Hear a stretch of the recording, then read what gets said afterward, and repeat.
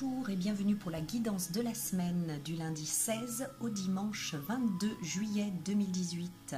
J'espère que vous allez tous bien et que vous avez vécu une belle éclipse, que vous avez traversé l'éclipse d'une manière la plus ancrée possible. C'est pas encore fini et ma foi, il est toujours bon et bienvenue de recevoir encore une fois les conseils de cette semaine. Alors cette semaine, j'ai utilisé l'oracle quantique, le tarot floral. Hop, non, ça brille toujours. Bon, comme ça, c'est là. Et l'oracle du peuple animal. En carte conseil, nous avons le tarot de la transformation au chaud. Alors c'est parti pour l'interprétation de ce tirage. Les cartes qui sont sorties avec l'oracle quantique, c'est les cartes révélation et métal. Alors la carte révélation nous dit ce qui était caché se dévoile. La lumière du feu, car c'est une carte de feu, met en lumière ce qui était encore dans l'ombre, ce qui était encore caché. Des masques tombent, des apparences trompeuses se révèlent, la vérité est révélée, tout simplement. Donc on nous parle de situations en fait que je ressens qui peuvent être assez choquantes, de révélations qui peuvent ébranler, qui peuvent vraiment vous attraper, vous surprendre, vous mettre en colère, vous blesser, vous faire mal. Mais ces situations, cette révélation-là, en fait, elle est vraiment alignée sur l'énergie des éclipses. Ce qui n'est pas dans votre chemin de vie, ce qui n'est pas dans votre vérité, dans votre authenticité, doit s'écarter, doit disparaître pour laisser place à ce qui vous ressemble, à ce qui honore votre âme. Donc c'est ce que vient nous dire aussi la carte du métal. La carte du métal, c'est vraiment la substance primordiale, le champ des possibilités vierge, vraiment en fait le champ illimité des possibles, comme on dit. Donc cette carte, elle vient vraiment en fait remettre des possibilités, vous ouvrir le champ des possibles. C'est vraiment dans un but d'évolution, dans le but en fait d'éplucher, de faire tomber des masques, de faire tomber des situations qui vous encombrent, qui ne sont plus justes pour vous maintenant, pour en fait laisser renaître ce qui vous épanouit, ce qui vous épanouira et ce qui est juste pour vous justement. Voilà, donc ici en fait cette vibration primordiale du métal, elle était vraiment en fait masquée par des situations, par des relations trompeuses qui n'étaient pas ce qu'elles semblaient être et qui ne sont pas alignées sur la vérité, sur l'authenticité.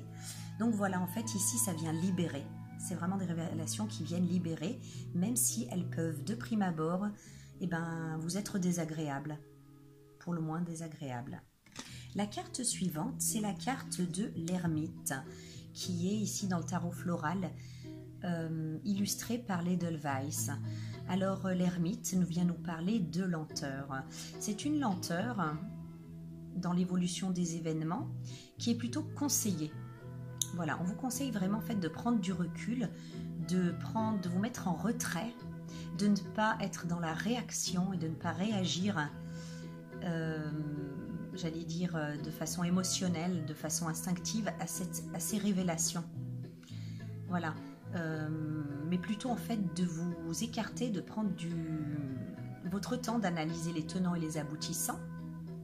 Et l'Edelweiss ici, cette fleur d'une blancheur noble, puisqu'en allemand, Weiss c'est blanc et Edel c'est noble, donc la blancheur noble. Cette fleur que je trouve qui est à double tranchant dans son symbolisme, elle vient en fait vous parler de protection dont seuls ceux qui œuvrent pour le bien peuvent bénéficier. Donc vraiment en fait déjà cette position d'ermite, cette position de recul, de retrait, de réflexion et d'introspection vis-à-vis en fait de ces nouvelles perturbantes, de ces révélations perturbantes, elle est vivement conseillée pour vous protéger, pour l'Edelweiss, en fait, dans les croyances populaires, dans les croyances populaires, elle donne l'invisibilité. Quand on en porte sur soi, elle donne l'invisibilité vis-à-vis des esprits malins, vis-à-vis des personnes, des situations qui peuvent nous faire du mal. Cela dit, en fait, ouais, elle donne quand même l'invisibilité que si on œuvre pour le bien. Donc vous voyez en fait ce double tranchant. D'ailleurs, l'Edelweiss, on doit en porter sur soi que si ça nous a été offert. Il y a une légende qui dit que voilà, quand on en cueille soi-même, l'Edelweiss apporte des ennuis. Et que pour contrecarrer en fait cet effet-là d'ennui et de soucis, il faut que ce soit d'autres personnes qui vous en offrent. Ou si vous voulez bénéficier de sa protection, c'est d'autres personnes qui doivent vous l'offrir. Vous voyez ? Donc, elle symbolise aussi le courage. Parce que, elle pousse en altitude. Et autrefois, en fait, les hommes, pour prouver leur amour, allaient cueillir une Edelweiss pour l'offrir à leur bien-aimé, pour leur prouver, en fait, à quel point ils tenaient à elle, parce qu'effectivement, ils prenaient des gros risques. Des gros risques de chute mortelle en allant cueillir dans les hauteurs. Donc vraiment ici, ça vient vous parler de force, de protection, dont vous pouvez bénéficier si vous avez la sagesse de vous taire dans un premier temps, de vous taire par rapport à cette situation, d'observer et de réfléchir, de vous écarter en fait de tout ça pour réfléchir. On va voir à quoi, comment, avec les cartes qui suivent. Mais voilà, dans un premier temps, ne réagissez pas sur le qui-vive, ne réagissez pas émotionnellement, ne réagissez pas avec des réactions en fait qui ne reflètent pas votre noblesse. C'est-à-dire, quand on est en colère, par exemple, nos mots peuvent dépasser nos pensées ou on peut même se compromettre, tout simplement. Le ressentiment, la haine, des choses comme ça. C'est vraiment fait pour vous protéger que vous allez prendre du recul, vous allez vous mettre en retrait dans un premier temps. L'Edelweiss aussi, dans son côté protecteur, elle permet, on dit en fait dans les légendes que si on porte un pied d'Edelweiss carrément sur soi, on peut en fait vraiment détourner les couteaux et les balles des fusils. Donc vous voyez les attaques, symboliquement les attaques. Donc vraiment si en fait vous ne réfléchissez pas à votre manière de réagir et si vous ne vous maîtrisez pas, voilà, c'est vraiment en fait une sorte de maîtrise de soi qu'il faut avoir, vous risquez en fait d'être blessé et de vous mettre vous-même de donner le bâton pour vous faire battre en fait par rapport à cette situation. Donc on vous demande en fait de vous retirer, voilà, aussi douloureuses puissent être ces révélations, aussi violente puisse être votre émotion et votre envie de réagir immédiatement, soufflez un bon coup, isolez-vous, réfléchissez à ça, réfléchissez à tout ça, on va voir à quoi, mais en tout cas, ça vous permettra de vous protéger. Voilà. Et on parlait de noblesse, de sentiments nobles et de faire le bien. Nous avons ensuite la carte du chien. La carte du chien qui est sortie à l'envers. Voilà. Le chien, il vient nous parler de fidélité, mais surtout de fidélité à vous-même et à vos valeurs. La carte du chien à l'envers, elle vient vous demander quand est-ce que vous vous êtes finalement trahi dans cette situation. Voilà, c'est certainement une situation de trahison, hein, cette révélation, une révélation qui va mettre en lumière une trahison. Quand est-ce qu'en fait vous avez pas été fidèle à vous-même, vous vous êtes laissé trahir. Et pour gérer cette situation, quand on vous demande en fait de prendre le recul là pour réfléchir, c'est aussi réfléchir à le chemin que vous allez prendre, la décision que vous allez prendre, et de la prendre de façon alignée à vos valeurs et à votre authenticité et à des valeurs nobles. Edel. Donc vraiment des valeurs nobles. Alors la situation là qui me vient à titre d'exemple, hein, parce qu'elles peuvent être vraiment multiples, on est dans un tirage général, c'est par exemple dans un couple, l'un des partenaires apprend une trahison qui est insupportable, qui ne peut pas en fait on peut pas laisser passer ça tout simplement comme ça, fermer les yeux, c'est important, hein, c'est vraiment une trahison importante. Et ici en fait, imaginons que ce partenaire trahi ne travaille pas parce que, je sais pas, moi, il a repris ses études ou parce que tout simplement il est au chômage et que les revenus en fait de ce couple, c'est uniquement le traître qui, qui détient en fait ce pouvoir, pour ainsi dire. Il y a deux manières de réagir, alors soit en fait en n'étant pas fidèle à vous-même, en trahissant vos valeurs, vous allez tout simplement dire bon, je vais faire comme si j'avais rien vu parce que je tiens à mon confort matériel. Voilà, j'ai pas envie de galérer par la suite, j'ai pas de sous, j'ai pas d'argent, j'ai pas de boulot. Et ça, c'est la solution en fait d'un confort apparent et provisoire, en fait, tout simplement, parce que c'est pas aligné à votre cœur, ça vous laissera pas tranquille. Et de toute façon, avec les éclipses qui arrivent encore, qui sont là en fait vraiment pour éclipser et détruire ce qui n'est pas aligné à vous, ça risque vraiment en fait d'exploser de manière encore plus fulgurante et encore plus douloureuse pour vous. Donc vraiment, le chien vous conseille d'être fidèle à vous-même, vraiment dans vos sentiments déjà, en intériorisant en fait dans votre réflexion intérieure, dans votre introspection, de vous mettre en phase avec que vos aspirations, que ce que vous envisagez soit en fait en phase avec votre cœur, honore votre âme et honore la droiture et la fidélité envers vous-même. C'est-à-dire que il y a certains contrats, il y a certaines relations qui en fait étaient justes pour vous durant un temps, mais qu'avec les nouvelles circonstances là, notamment cette révélation que vous venez de découvrir ou que vous découvrirez, qui viendra à vous en tout cas, ça peut plus durer comme ça, c'est plus juste pour vous. Il faut que ça soit réévalué, révisé ou rompu, avec tout ce que ça engendre. Avec tout ce que ça engendre, c'est pour ça aussi qu'on vous demande de prendre le temps et d'être assez stratégique. C'est pas tout le temps mauvais d'être stratégique.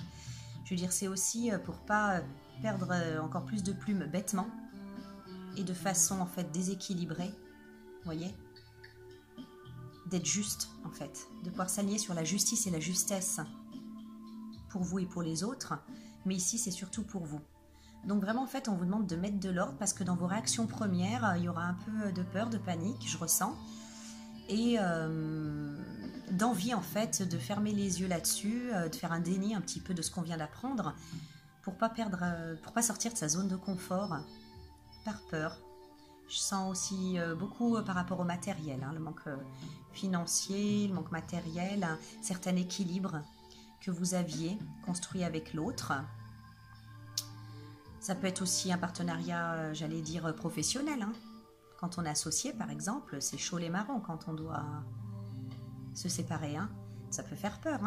Voilà, donc vraiment, en fait, là, on vous demande de vous aligner, de prendre ce temps d'ermite, cette attitude d'ermite pour vous mettre en accord avec vous-même, aligné sur votre conscience la plus haute, sur votre moi supérieur, sur vos valeurs, sur votre cœur, votre intégrité et surtout en étant fidèle à vous-même.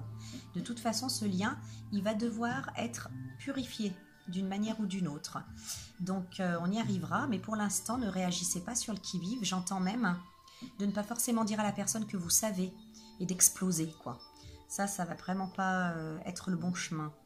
On vous demande d'abord de digérer vous-même la nouvelle, en vous reculant. Ça vous protégera.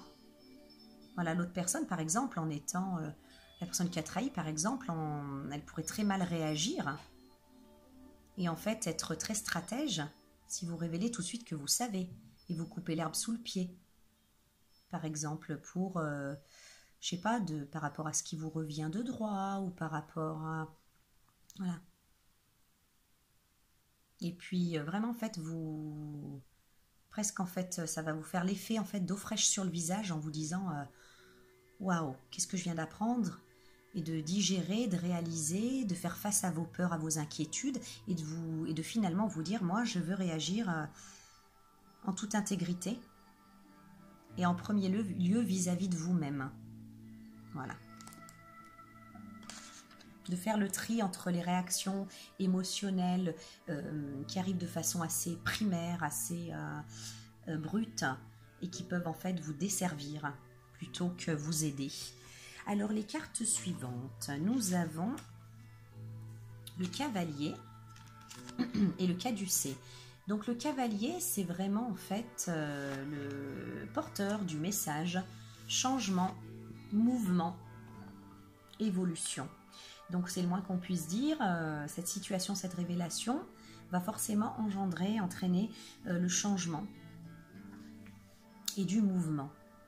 Mais cette carte, elle vient aussi de bon augure vous apporter une certaine force dans tout ce qui en fait aide à vous rapprocher de votre authenticité, de votre intégrité et de vous défaire de ce qui n'est plus juste pour vous. Cette carte, cette énergie du cavalier, elle vient vraiment vous donner cette force-là. Voilà. La carte du caducée, elle vient nous dire, elle vient nous parler plutôt en fait de le bâton d'Hermès en fait, le caducée. Hermès, c'était le messager des dieux. Que son message, en fait, il vient vous dire que maintenant que vous avez appris à bénéficier de problème de batterie résolu, donc j'en étais au caducée, qui vient en fait nous parler que vous bénéficiez en fait d'une énergie qui vous permet de remettre à sa juste place ce qui ne l'était pas, à rééquilibrer les choses. Dans les deux cas, en fait, j'ai une notion de message qui vous parvient, qui vous parviendra suite à cette fameuse pendant en fait ce fameux repli sur vous, ce fameux retrait. Il y a vraiment en fait comme une information complémentaire, un message complémentaire en votre faveur et qui va vous aider, qui est très important et qui va venir en fait vous encourager et vous aider dans cette situation. Donc d'où l'importance en fait de ne pas se précipiter et de ne pas se révéler en fait. Révéler que vous savez, révéler en fait ce que vous allez faire, révéler, je sais pas, que vous êtes en train de réviser cette situation ou en tout cas que vous êtes en train voilà, de prendre conscience des choses tout simplement. Vraiment en fait, ce message viendra comme guérir les choses. Guérir les choses dans le sens où vous vous encouragez à vous défaire de cette situation ou d'une partie de cette situation ou à la réviser, en tout cas à la réévaluer. Donc voilà, une nouvelle importante et qui vient vous dire que vraiment à ce stade-là, en fait, les choses, elles sont vraiment, enfin le schéma est vraiment axé sur un axe correct, sur l'axe correct. C'est comme ça que doivent se dérouler les choses. Donc voilà, en fait, vous pouvez rétablir le bon ordre des choses, continuer à le rétablir et vous aurez de quoi rétablir le bon ordre des choses. Donc no panique, vous êtes bien sur votre axe intérieur, ça améliore les choses. Ces cartes-là améliorent les choses. Un message qui vient vraiment améliorer les choses. Voilà. Un message qui vous maintient sur des fréquences plutôt hautes, plutôt justes, qui vont venir vous soutenir. La carte suivante, alors c'est là, dans le tarot, la carte des amants, enfin l'amoureux, hein, avec la fleur, la glycine. Donc l'amoureux, hein, la carte de l'amoureux, c'est la carte du doute, de l'hésitation, du choix. D'ailleurs, je ne sais pas si je l'ai dit, mais le cavalier aussi, ça implique vraiment mouvement, changement et choix surtout. Donc la carte du choix, avec le doute, avec l'hésitation. Je pense que c'était vraiment un très bon conseil de vous isoler pour n'écouter que votre propre jugement, j'allais dire, de n'écouter que la voix de votre cœur, parce qu'à l'extérieur, vous aurez des versions multiples.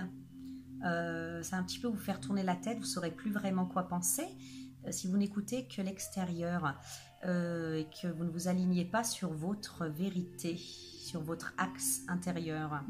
Donc vraiment un recul à prendre, j'insiste, qui est très important parce que c'est un peu le tumulte à l'extérieur. Je pense que même la personne concernée là pourrait venir un petit peu vous... Oh, je n'avais pas branché le micro.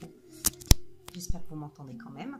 La personne peut venir en fait, je sais pas, essayer de se justifier même, je sais pas, en mentant, essayant de brouiller les pistes, de brouiller votre intuition. Cette carte avec la glycine qui est un symbole de... On dit la glycine, ça veut dire entre amis.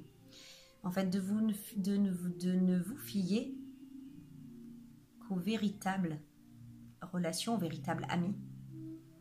Les lianes de la glycine, des glycines sont très puissantes, très robustes et très fortes. Moi, il y a le mot confiance qui résonne dans ma tête. Voilà.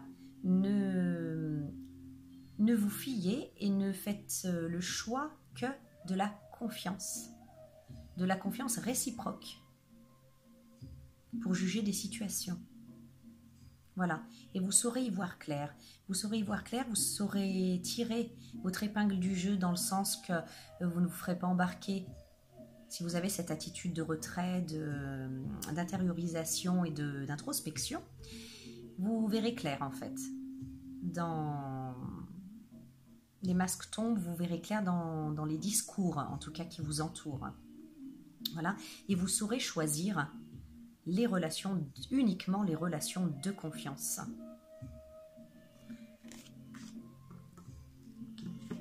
Et là où en fait le succès est assuré à mon sens, c'est parce qu'on a la carte aussi du bison blanc.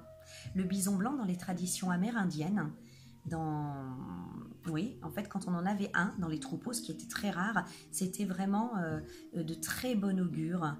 La carte qui annonce, enfin le très bon augure, succès, abondance, réussite des entreprises ou d'un projet. Voilà, donc vraiment en fait ça va bien se passer, vous allez rebondir. La seule chose en fait aussi, elle vient nous parler d'abondance et elle vient aussi nous dire j'entends encore cette histoire de matériel, de ne pas vous laisser freiner par des choses, des peurs concernant le matériel, et pour cela essayer de travailler sur la gratitude, de travailler avec le sentiment de gratitude de ce que vous avez déjà. Voilà. Parce que vraiment un des freins dans vos hésitations là, dans vos doutes et venant de votre voix intérieure en fait, vraiment de vos voix intérieures, ce serait le doute concernant en fait des peurs matérielles, des peurs financières. Donc vraiment ici ça vient nous parler d'abondance, mais sur un cœur aride, sec, il n'y a pas grand chose qui peut pousser. Donc vraiment le bison blanc vient aussi vous dire, pour que le succès soit assuré et pour que de bonnes choses poussent dans votre cœur et dans votre vie suite à cette situation, éloignez de vous l'amertume, éloignez de vous le sentiment d'injustice, voilà, et voyez les choses plutôt comme une bénédiction. Cette situation, elle vient vous délivrer de ce qui n'était plus juste pour vous, ce qui n'était plus aligné avec vous, pour laisser renaître quelque chose de aligné avec vous et de plus juste. Voilà, c'est ce qu'on demande tout le temps en plus en général, hein, même dans les prières les plus basiques, comme Notre Père, délivre-nous du mal, ben ouais, là voilà, ça vous délivre. Donc en fait, vraiment, en fait, élever un peu ses pensées, ses vibrations, son ressenti, et voir en fait le beau cadeau qui s'offre derrière ça, même si de prime abord c'est douloureux, déstabilisant. C'est en fait pour une belle renaissance et pour une, j'allais dire, explosion de lumière de votre créativité, de ce qui vous êtes vraiment, une libération. Voilà. Alors les cartes suivantes, c'est les cartes de l'œuvre. Je vais mettre dans le bon sens. L'œuvre que nous avons ici et la balance. Donc l'œuvre ici, on voit en fait le Graal, enfin on dirait une coupe, voilà. C'est ce qui est en rapport en fait avec votre véritable identité, votre chemin de vie, votre véritable voie. Voilà, c'est le truc qu'on cherche sans cesse en fait, le Graal. Ce qui nous correspond réellement, notre vraie voie. Là on se sentira complètement nous-mêmes, en nous-mêmes. C'est notre intérieur qui se manifeste parfaitement à l'extérieur. Voilà. Donc vraiment, ça vient vous rappeler que tout ce travail, cette situation, elle est là en fait pour déloger ce qui n'était plus bénéfique, ce qui n'est plus juste pour vous et ce qui vous empêche d'avancer. La carte de la balance, elle vient nous dire réfléchissez bien avant d'agir. Oui, c'est ça. Pesez chaque pas avant d'avancer. Voilà, donc on vient encore nous rappeler de ne pas se précipiter. Elle vient nous parler en fait de ce déséquilibre dans cette situation qui s'est révélée. Ce déséquilibre qui engendre le mouvement, qui engendre le changement. et qui nous invite en fait à prendre conscience de ce que nous sommes et de ce que cela génère. Voilà. Elle aussi, son mot maître, c'est le choix. Donc il y a vraiment un choix à faire entre son authenticité et ses peurs. Voilà. C'est nos dualités intérieures. C'est l'instrument de notre mesure, l'instrument de mesure de notre dualité intérieure concernant cette situation. Voilà. Prenez bien le temps de peser le pour et le contre, de savoir tous les tenants et les aboutissants de cette situation avant en fait de choisir. C'est un des équilibres nécessaires pour avancer cette situation. Pesez les éléments en présence, prenez du recul, car c'est vraiment en fait votre chemin de vie, votre épanouissement le plus élevé qui est en jeu. Voilà. Donc vraiment en fait, vous pouvez faire appel à votre justice divine, faire appel à la justice divine pour en fait peser, vous aider à comprendre les schémas en présence, vous aider à peser le pour et les contre. Voilà, essayez en fait de faire ce qui est juste avant d'avancer, pour avancer. Et ce qui vous permet d'avancer, je dirais. Donc vraiment, ce déséquilibre qui a été mis en lumière, il vous aide tout simplement à être lucide. Lucide envers vous-même, envers votre vie, vous aide à faire les bons choix, vous êtes dans ce processus d'analyse. Voilà. Favorise toute action juste, la balance. Voilà. Les déséquilibres qui sont mis en lumière, ils sont là pour être rééquilibrés.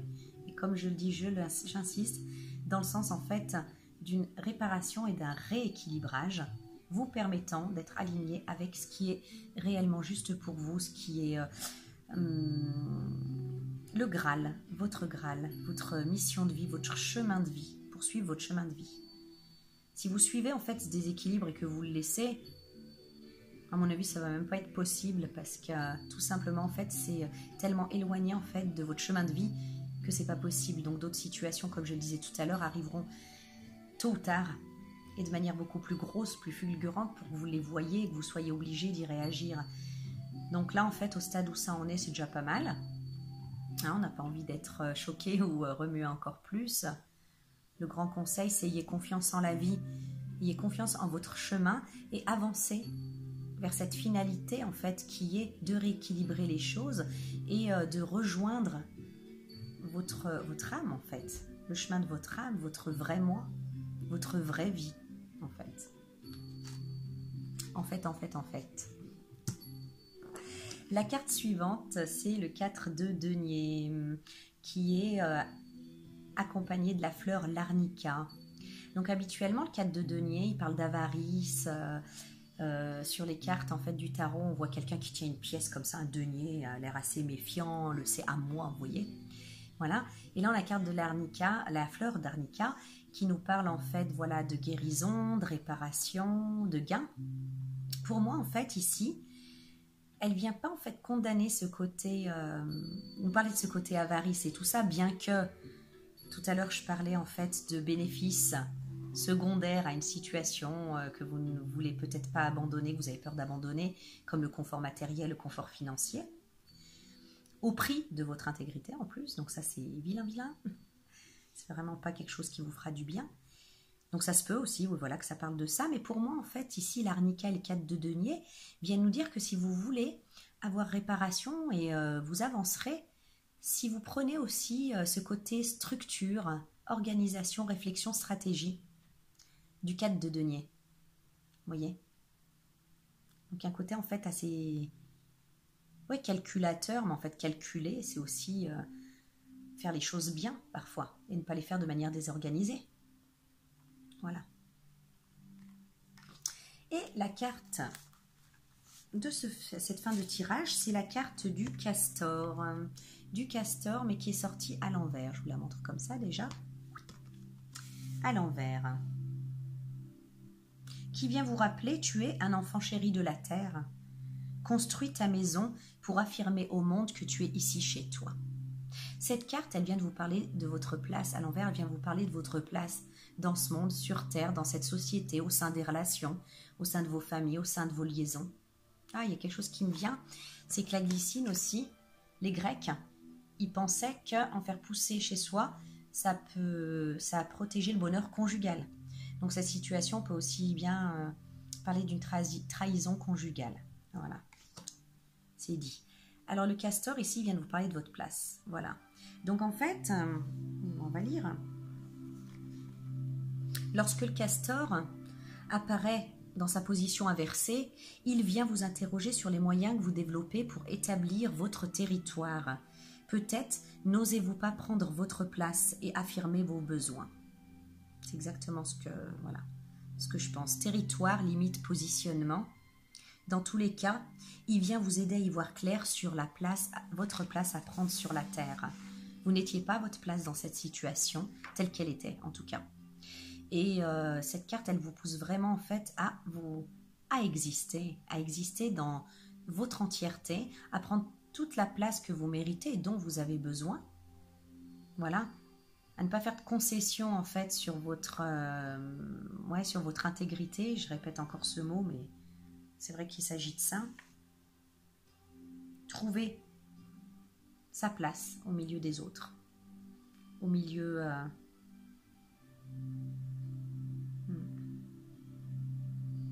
aider à trouver sa place, mais c'est aussi en fait oser. Le castor vient vous aider à prendre votre place, la place qui est la vôtre réellement. C'est pas simplement à la trouver, à se dire voilà, c'est vraiment à prendre votre place. Votre place existe, elle est peut-être bouffée par des situations, par d'autres, et là c'est à prendre votre place, à exister entièrement. Il ne s'agit pas de pousser du coude par jalousie ceux qui sont déjà bien installés. Il ne s'agit pas non plus de nourrir le sentiment d'injustice et d'en vouloir aux autres de prendre leur place.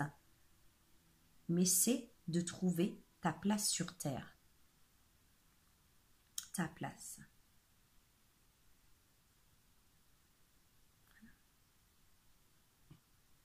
Vraiment le talent de bâtisseur. Je sens vraiment que cette situation, elle peut en fait ébranler vraiment de manière assez entière, j'allais dire, certaines fondations qui sont établies depuis longtemps. Et vraiment remettre un petit peu les choses au stade zéro, quoi, comme le disait le métal en début de tirage. La vibration primordiale avec le champ, tout le champ des possibles. Et ça arrive que quand une vie avec tout... ce qui tient les fondations d'une vie s'effondre, par exemple. C'est à la fois terrible, parce que c'est paniquant, hein, c'est angoissant, et ça secoue, mais c'est une véritable opportunité de renaissance. Voilà. Et là, avec son talent de bâtisseur, le castor, il vient vous dire que cette situation, elle va vous aider à reprendre et à tout simplement prendre votre véritable place, celle qui vous revient. Vous avez vraiment du soutien dans le fait de bâtir en fait cette nouvelle place. Pas cette nouvelle place, votre place, qui sera nouvelle par rapport aux circonstances antérieures. N'oubliez pas que le bison blanc est là, c'est vraiment un animal totem, le chouchou porte-bonheur, garant de succès et d'abondance, y compris matérielle et financière.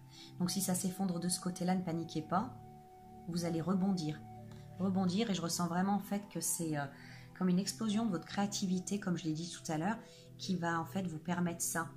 Et ces choses-là, elles arrivent aussi, vous permettent en fait ce confort, hein, je parle, ce confort et de retrouver en fait votre maison, rebâtir tout ce qui s'est effondré, disons. Je sais plus ce que je voulais dire. C'est tout alors. Alors, la carte conseil, la carte de la semaine, c'est l'art d'être disciple. Voilà.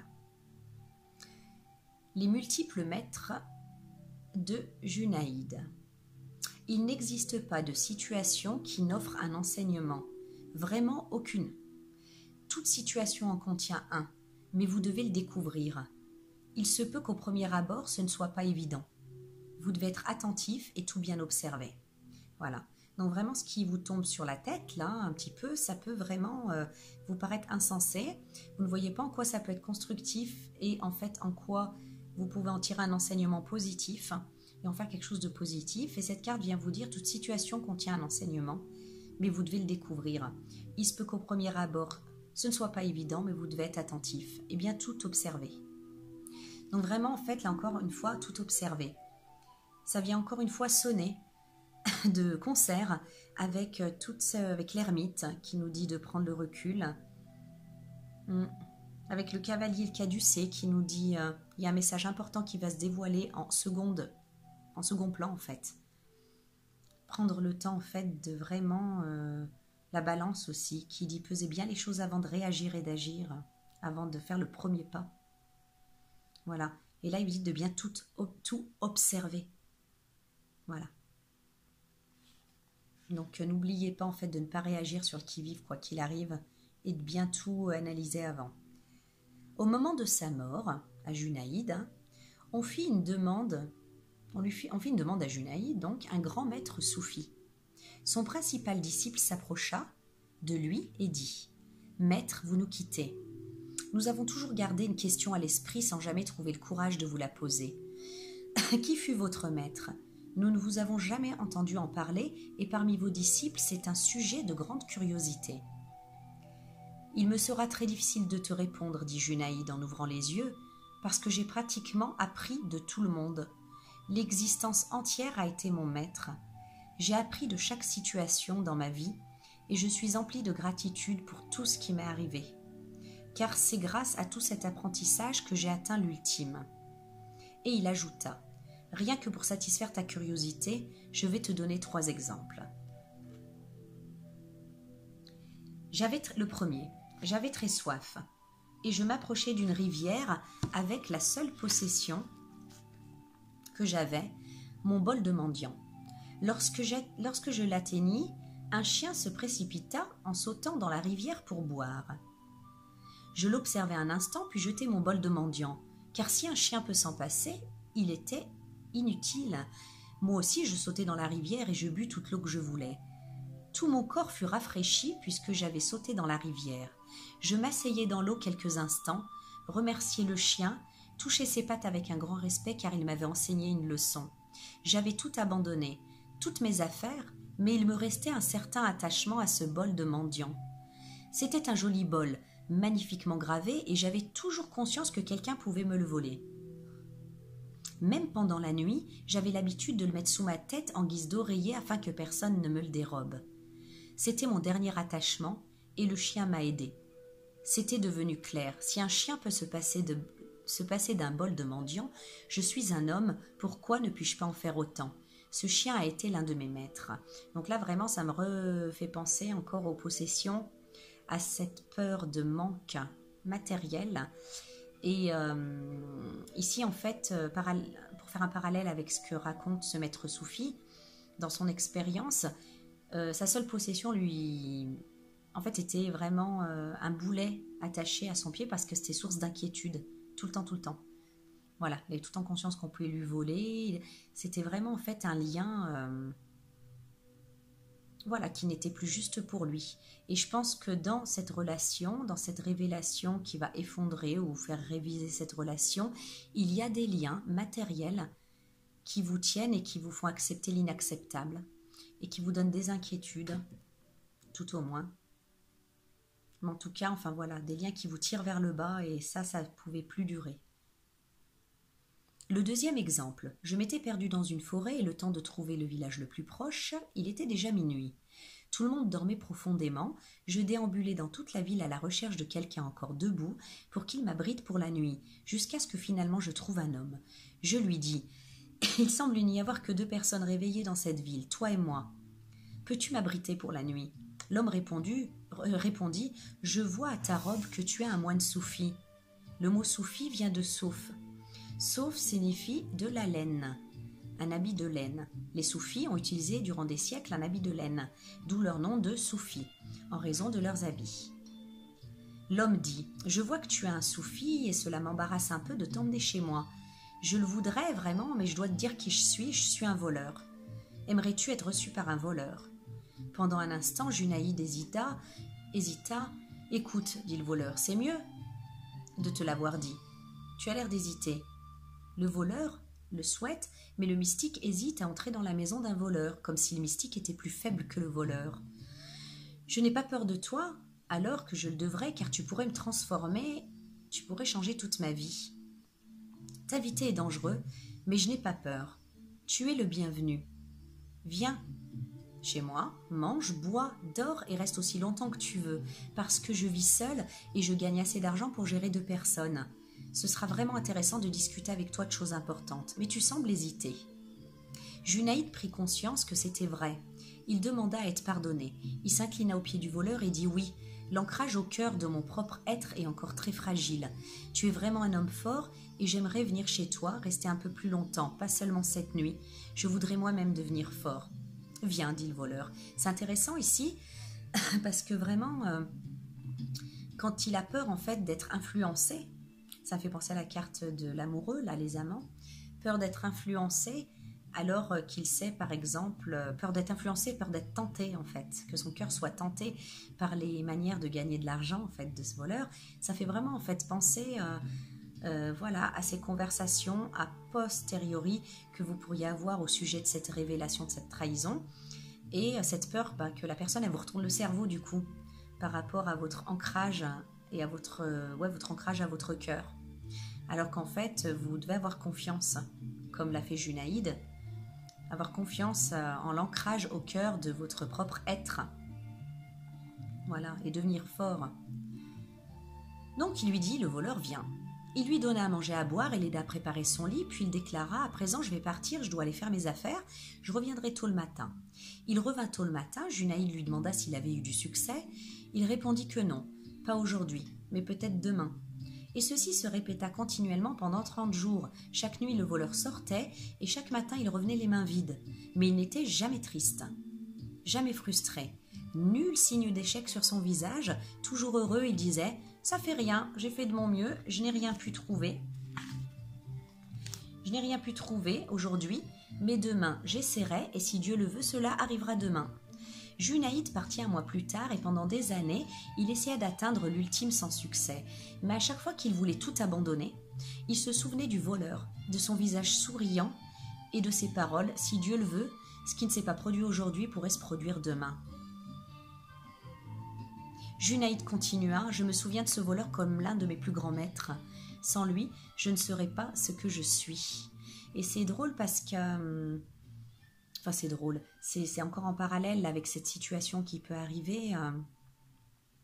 C'est-à-dire qu'en fait, on a beau suivre un chemin d'évolution où on fait, voilà, où on s'accroche à ces belles valeurs, hein, comme je disais, être fidèle à soi-même, la carte du chien et de l'ermite. Être fidèle au bien, à faire le bien comme l'Edelweiss l'exige, à être noble, et en fait, avoir l'impression de toujours traîner des épreuves, de ne jamais rien gagner, de ne pas avoir de succès en fait par rapport à ce qu'on recherche et de se dire comme Junaïd quand il est parti un mois plus tard et qu'il essayait toujours d'atteindre l'ultime sans succès et qu'il voulait tout abandonner, à chaque fois il se répétait la leçon du voleur, si Dieu le veut, ce qui ne s'est pas produit aujourd'hui pourrait se produire demain. On vous demande vraiment ici de garder espoir, c'est vraiment très clair. Et le troisième exemple, alors que j'entrais dans un petit village, un jeune garçon portait une bougie allumée, se rendant sûrement au petit temple de la ville pour y déposer la bougie pour la nuit. Je demandais, peux-tu me dire d'où vient la lumière ? Tu as toi-même allumé la bougie, tu dois donc l'avoir vue, la lumière. Quelle est la source de la lumière ? Le garçon se mit à rire et dit, attends. Il souffla la bougie devant Junaïd. Puis il dit, tu as vu la lumière partir ? Peux-tu me dire où elle est partie ? Si tu peux me dire où elle est partie, je te dirai d'où elle est venue, parce que c'est le même endroit. Elle est retournée à sa source. Junaïd ajouta, j'avais rencontré de grands philosophes, mais personne ne m'a rien dit d'aussi beau. Elle est repartie à sa source. Tout retourne finalement à sa source. En plus, l'enfant me fit prendre conscience de ma propre ignorance. J'avais voulu plaisanter avec lui, mais la plaisanterie s'était retournée contre moi. Il m'a montré que de poser des questions idiotes, d'où vient la lumière, n'est pas malin. La lumière vient de nulle part, du néant, et elle retourne nulle part, au néant. Junaïd ajouta, je me prosternai aux pieds de l'enfant, ce qui l'étonna. Il me demanda pourquoi je me prosternais à ses pieds. Je lui répondis, décidément, tu es mon maître. Tu viens de m'enseigner quelque chose, tu m'as donné une grande leçon riche de compréhension. Depuis lors, je me suis mis à méditer sur le néant, et peu à peu, je pénétrais dans le néant. Maintenant, le moment final arrivé, la chandelle va s'éteindre, la lumière va disparaître, et je sais où je vais. Je vais à la même source. Je me souviens de cet enfant avec gratitude, je le vois encore debout, devant moi, soufflant sur la bougie. Ce dernier enseignement, en fait, là, avec cet enfant, vraiment, c'est stupide de demander d'où vient la lumière. Elle vient, tu souffles la bougie, elle vient de là où elle parle exactement maintenant. C'est en fait, ne vous triturez pas l'esprit trop à essayer, en fait, de comprendre plus loin les événements, en fait, plus loin que ce que c'est. C'est-à-dire que vous pourriez vous dire, mais je sais pas moi, mais pourquoi en fait je subis ça?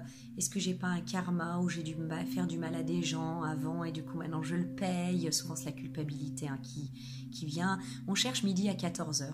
Il n'y a pas midi à 14 h ici, c'est tout simplement dans votre chemin du Graal.